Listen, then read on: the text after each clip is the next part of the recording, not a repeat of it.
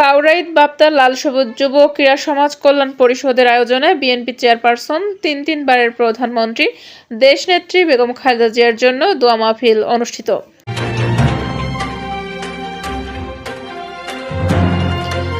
আসসালামু আলাইকুম দর্শক, সকলকে আমন্ত্রণ জানাচ্ছি বিবিআর নিউজে। গাজীপুর শ্রীপুর থেকে ওসমান গনির পাঠানো তথ্যচিত্রে বিস্তারিত দেখুন। একত্রিত হইয়া কোরআনে কারিমের সায়াত তেলাওয়াত করেছি, দুরূদ ইস্তিগফার পাঠ করেছি। আয় আল্লাহ, মেহেরবানি করে ভুল ত্রুটি ক্ষমা করিয়া দিন। আয় আল্লাহ, যা কিছু সব হয়েছে লক্ষ কোটি গুণ বৃদ্ধি করিয়া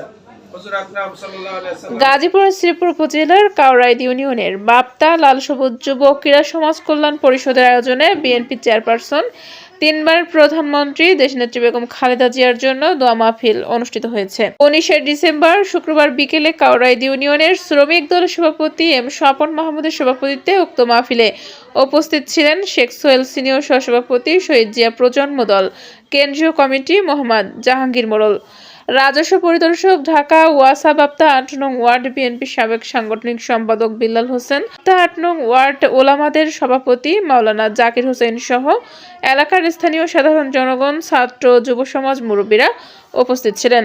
উক্ত দোয়া মাহফিলে দোয়া পরিচালনা করেন বাপ্তা ঈদগাহ মদিনাতুল উলুম দারুল কুরআন মাদ্রাসার মোহতামিম মুফতি মাওলানা শেখ ফরিদ।